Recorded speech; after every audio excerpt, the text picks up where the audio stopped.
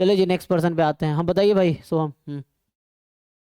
हाँ सर, मैं पूछ रहा था कि जो एड रिकॉर्ड्स का सेक्शन है उसमें सर मेरे पास सेम 5 तक का रिकॉर्ड है और सेम 6 का नहीं है, तो बस सेम 5 तक ऐड कर दूं या क्या करूं? हाँ 5 तक ऐड करके छोड़ दो, मतलब उसके आगे अगर ओके ऑप्शन ओके। है लीव करने का तो लीव कर दो, ये है। ठीक है ठीक है। मतलब क्योंकि जितना आपके पास है उतना ही, क्योंकि देखो दे ऑल्सो नो ना कि अपियरिंग में अलाउड है, तो फिफ्थ सेम में बच्चे जो होंगे तो वो फिफ्थ हाँ सेम तक ही सर। बढ़ेंगे, तो जितना करके छोड़ दीजिए, वो समझ जाएंगे।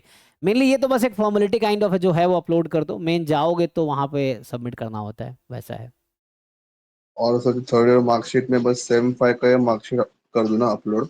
मतलब फिफ्थ सेम तक का जो है ना, वही ना। हाँ हाँ, 5 सेम तक है। जितना अवेलेबल है आपके पास उतना ही, आगे का नहीं है तो उसका टेंशन नहीं लेना है। जैसे कई बार बच्चे पीएचडी में अप्लाई कर रहे होते हैं, वहां पूछ रहा होता है एमएससी का मार्कशीट अपलोड करो। अब बच्चा कहता है सर मैं थर्ड सेम में हूँ, कैसे अपलोड करूँ? मैंने कहा कोई दिक्कत, उनको तुम छोड़ दो ना, उनको पता चल जाएगा कि आप थर्ड सेम में हो। क्योंकि वो उनके लिए मांग रहा है जिनके पास कंप्लीट, जो ड्रॉप ले लिए मान लीजिए, जैसे आपका ही है, तो ड्रॉप जो बच्चा लिया होगा उसके पास तो सिक्स सेम का होगा तो अपलोड करेगा। आपके पास नहीं है तो कोई बात नहीं, पाँच जहां तक है वहां तक अपलोड करके छोड़ दो। They will not question you, because they know तो आप अपियरिंग में हो, पता चल जाएगा उनको, वैसा है। और सर वो डैश से करूँ ना रिप्रेजेंट, अगर स्पेस नहीं है हाँ तो? क्योंकि बाकी बच्चों को भी दिक्कत हो रहा था, जैसे मान लीजिए स्टैटिस्टिकल मेथड आपका पेपर है फॉर एग्जांपल, तो स्टैटिस्टिकल मेथड नहीं लेगा, तो बीच में डैश कर दोगे तो ले लेगा वो, ऐसा। अच्छा।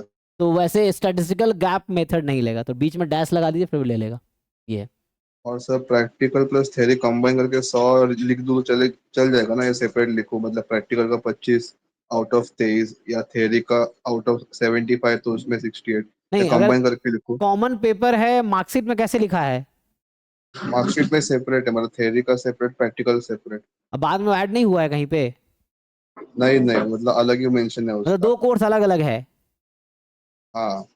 मतलब मतलब जैसे एग्जांपल से कोर्स का नाम है रुस्मो जस्टा P11 and practical based on रुस्मो जस्टा P11। तो हम्म ऐसे दो सेपरेट मेंशन है कि आउट ऑफ 25 प्रैक्टिकल का, उसमें से एग्जांपल 21 ऑप्टेन है, और थियरी में 75 में से 68 ऑप्टेन है, तो दो डिफरेंट मेंशन किया है।